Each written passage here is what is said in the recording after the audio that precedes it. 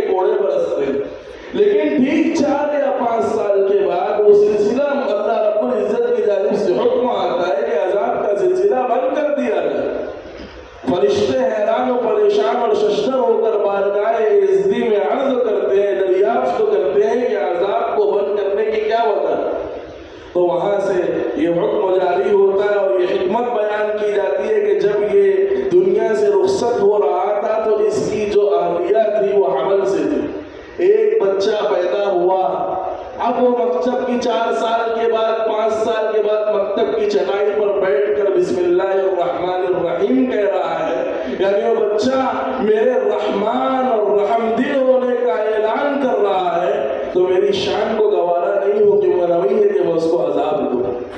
تو یہ آپ جو اپنے بچوں کو یہاں بھیج رہے ہیں اپنی قبر کی زندگی اور اپنی اخروی زندگی کو عمدگی کے معیار تک پہنچانے کے لیے بھیج رہے ہیں، اس تعلیم کو معمولی نہیں سمجھنا چاہیے، اس تعلیم کو حقیر نہیں گرداننا چاہیے۔ مرنے والے کے پاس اب کسی کا کوئی وسیلہ نہیں بتا، دنیا کے کسی در کو جا کر کھٹکھٹا نہیں سکتا، لیکن اس کا بچہ مکتب میں جا کر اپنی لڑکھڑاتی ہوئی زبان سے اللہ کا نام لیتا ہے، اس کی مغفرت کے فیصلے ہو جاتے ہیں۔ اس لیے اپنے بچوں کو مکتب کی ٹھنڈی چھاؤں میں بھیجا جائے، ورنہ حالات بد سے بدتر ہوتے جا رہے ہیں۔ اب تعصب کیا الگ الگ ہر جگہ دینا، دل بھی ایک ہے، تعصب بھی اس پر ایک ہی آتا ہے۔ اس کے لیے باتیں وہی ہوگی جو پہلے آ چکی ہیں قلبوں کے اوپر، اس کے لیے تکرار اگر آپ کو مضر ہے تو تھوڑا برداشت کر لیجیے، کیونکہ احباب نہیں ہوتے۔ میں یہ بتلانا چاہتا ہوں کہ اس مسابقہ جاتی پروگرامات کا فائدہ کیا ہے؟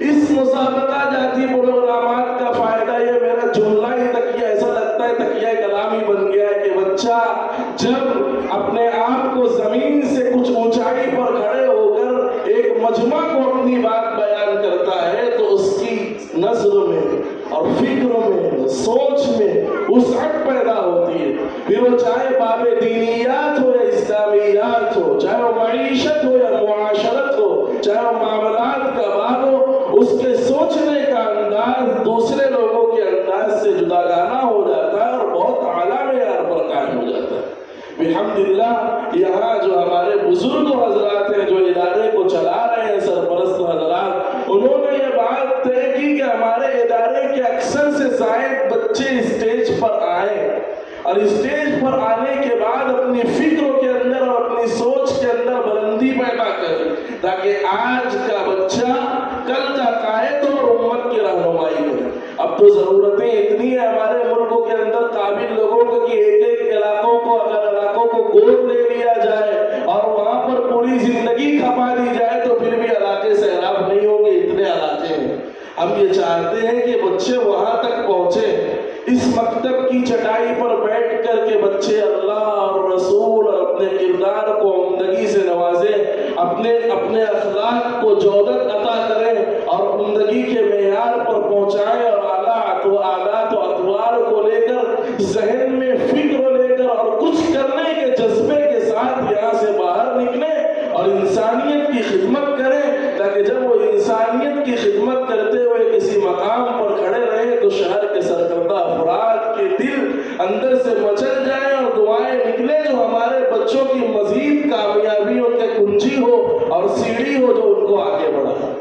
اس کے لیے ہم آپ سے یہی درخواست کرتے ہیں کہ آپ دانے درمے سخونے قدمے جس اعتبار سے ہو سکے ادارے کا تعاون فرمائیں۔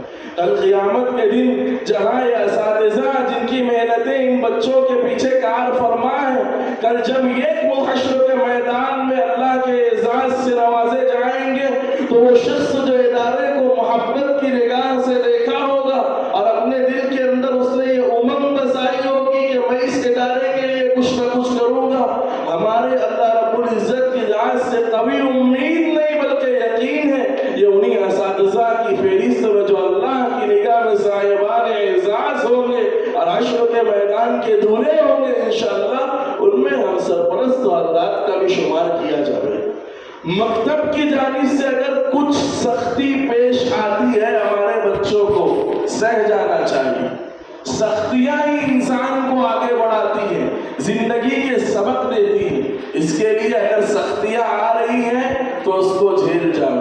اور اب تک اگر ہم نے بچوں کو اس نظام کے ساتھ نہیں جوڑا ہے، جہاں تک آواز جا رہی ہے اور جس کے پردے سماعت تک میری آواز ٹکرا رہی ہے، میں امت کو یہ پیغام دینا چاہتا ہوں بہت لجاجت کے ساتھ کہ اپنے بچوں کو مکتب میں بھیجیں.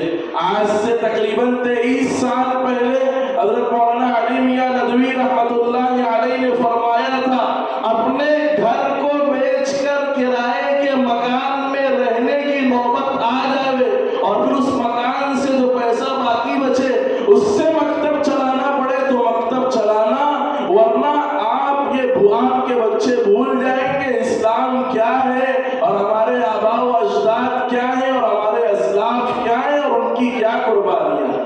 آج ہم اگر اس ملک کے اندر دوسرے نمبر کے شہری بن کر زندگی گزار رہے ہیں تو وجہ اس کی یہ ہے کہ ہم اپنے مرکز سے علیحدہ ہو گئے.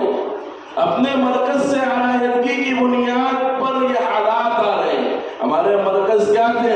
ہم مسجدوں کو آباد کریں اور مکاتب کو چپے چپے میں قائم کریں اور اس کو فعال اور مستحکم کریں تاکہ دین کا ایک منظم نظام چلے، اور بے حیائی کی اور اسی طریقے سے غنڈہ گردی کی اور دہشت گردی کی اور بدبختی کی تمام اور بدعملی کی زنجیر ٹوٹے اور یہ مکتب ایک اچھا اور عمدہ انسان پیش کرے تاکہ ایک عمدہ معاشرہ ہو. جب ایک عمدہ معاشرہ ہوگا تو ایک عمدہ ملک وجود میں آئے گا اور یہ انسانیت کو کامیابی کی دہلیز پر کھڑا کرے گا.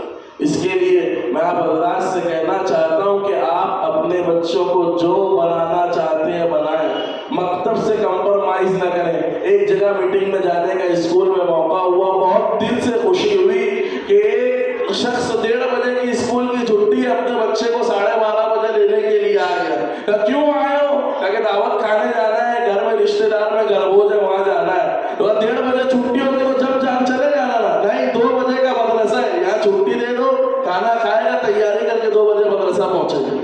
لوگوں کے یہاں تک جذبات ہے اور ان کے خاندان، پھر مجھ کو فکر ہوئی دیکھے تو ان کے خاندان کا ہر بچہ قابل ہے جس کو دیکھ کر کے رشک آتا ہے. لوگوں کے یہاں تک جذبات ہے. اب فون آتا ہے کہ وہ بچے کی نانی کے دور کے رشتے دار کا انتقال ہو گیا، چھٹی دے دو. یہ کون سی بات ہے؟ ہم نے اس کو کچھ اہمیت ہی نہیں سمجھی اس کو. دوپہر میں اسکول جانے کا تو مکتب کو چھوڑ دو. دوپہر میں بچہ مکتب آتا ہے، اب اسکول جانے کا ہے تو مکتب چھوڑ دو، اسکول بھیج دو. ہم نے یہ جو حد فاصل قائم کر دیا ہے دونوں تعلیم کے درمیان، اور یہ کہ ہم اس تعلیم کو اہمیت دے رہے ہیں تو ہمیں سمجھ میں آ رہا ہے 12ویں کے بعد بچے کی کیا ذہنیت ہوتی ہے. ابا کارخانہ ہے وہ میں بھی چلاؤں گا. 12ویں تک کے تعلیم دے کے فائدہ کیا ہوا؟ ابا کا کارخانہ ہے وہ مجھ کو سنبھالنا ہے، یا میرے ابا مزدور ہے میں بھی چلاؤں گا 12. اس کے علاوہ اور کوئی سوچ نہیں بنے گی. یہاں بیٹھے گا تو فکروں میں عمدگی پیدا ہوگی. اساتذہ بڑے بڑے سرماؤں کا اور صلاۃ علم اور سلاطین علم کا اور بڑے بڑے مفکرین اور مدبرین جنہوں نے حالات کے دائرے کو پلٹ دیا، جب وہ بتلایا جاتا ہے ان کو واقعہ تو ان کے دل کی تختیوں پر محفوظ ہو جاتا ہے، پھر اس کو آگے لے کر کے چلتے ہیں. آخری واقعہ، انگلینڈ کے اندر ایک مس اپنے بچوں سے پوچھنے لگ گئی تم کیا بنو گے، تم کیا بنو گے، تم کیا بنو گے. کوئی ڈاکٹر، کوئی ٹیچر، کوئی انجینئر، کوئی سی اے، کوئی سی ایس، الگ الگ لوگوں کے اذہان بچے جہاں تک سوچ سکتے تھے جواب دیا. ایک بچے کو کھڑا کیا، اس نے کہا کہ آپ کیا بنو گے؟ اس نے کہا کہ میں صحابی بنوں گا. اب یہ صحابی کون سی ڈگری ہے؟ کہا کہ وہ بہت عمدہ ہوتے ہیں اور میدان جنگ میں بھاگتے نہیں ہیں اور اپنے اوپر دوسروں کو ترجیح دیتے ہیں، اپنا کھانا دوسروں کو دے دیتے ہیں، اپنی سواری دوسرے کو پیش کر دیتے ہیں، انسانیت کے کام آتے ہیں. لوگ جاہل تھے ان کو علم دیا، لوگ بھٹکے ہوئے تو ان کو راہ. بچہ اپنی لڑکھڑاتی ہوئی زبان سے جو بتلا سکا بتلایا. یہ کہاں صحابی بنائے جاتے ہیں؟ کہ وہ صحابی کہاں بنائے جاتے ہیں مجھ کو نہیں معلوم، میری امی سے دریافت کی تھی. اس کے گھر کہیں معلوم کیا تو اس بچے کے گھر میں حکایات صحابہ پڑھی جاتی تھی، جس کا نتیجہ یہ ہوا کہ وہ ایک ٹیچر جو عیسائی تھی اس کی ہدایت کا ذریعہ بن گئے. تو یہ بچے بہت دور تک کے کام کریں گے، بہت دیر تک کے اور بہت دور تک کے کام کریں گے. یہی کل کے مجاہد بھی ہیں, یہی کل کے مدبر بھی ہیں. کل انہی کا قلم ہوگا جو حکومت کی بنیادوں کو ہلا کر کے رکھ دے گا. انہی کے تدبیریں ہوں گی جو حکومتوں کو ناکوں چلے چبوانے پر مجبور کر دیں گے. انہی کی وہ زبان کی طاقت ہوگی تقریر کی شکل میں جو حکومت کے گھٹنے ٹیک دے گی. لیکن ضرورت اس بات کی ہے کہ ہم ان ہیرو کو یہاں لا کر کے چھوڑیں تاکہ ان کو تراشا جائے, پھر یہ کوہ نور بن کے پوری انسانیت کو اپنی صلاحیت کا لوہا منوائیں. اس کے لیے بالکل مکتب سے کمپرومائز نہیں کرنا. دوسری بات, مالی تعاون ان اداروں کا ہو ہماری جانب سے, بساط پر بس بر طاقت ہمارے اندر ہو تو ہم اس کو لگا کر کے آپ کبھی گھر جانا اور وصیت لکھوا کر کے دیکھ لینا, میت کی وصیت کسی مفتی صاحب کے پاس سے, سب کچھ دوسروں میں تقسیم ہو جائے گا. آدمی اپنے لیے بھی وصیت نہیں کر سکتا. تو اس کے لیے سوچیں کہ مرنے کے بعد پورے مال کا کچھ بھی ہمارے ہاتھ میں آنے نہیں والا ہے. ہم اس مکتب کے لیے اپنے مال میں سے, اپنی خون پسینے کی کمائی سے اگر کچھ دیتے ہیں تو کل ہمارے کام ہی آئے گا. اس کے لیے ہم اپنا جسمانی, روحانی اور مالی تعاون ادارے کو کرتے رہیں تاکہ ادارہ مزید ترقیات کی راہوں پر گامزن رہے اور اپنے عزائم کو پورا کرے اور ملت اسلامیہ کی ایک فوج ایسی تیار کرے جو باطل کا سر کو چل دے. اللہ رب العزت عمل کی توفیق عطا فرمائے. وآخر دعوانا الحمدللہ رب العالمین.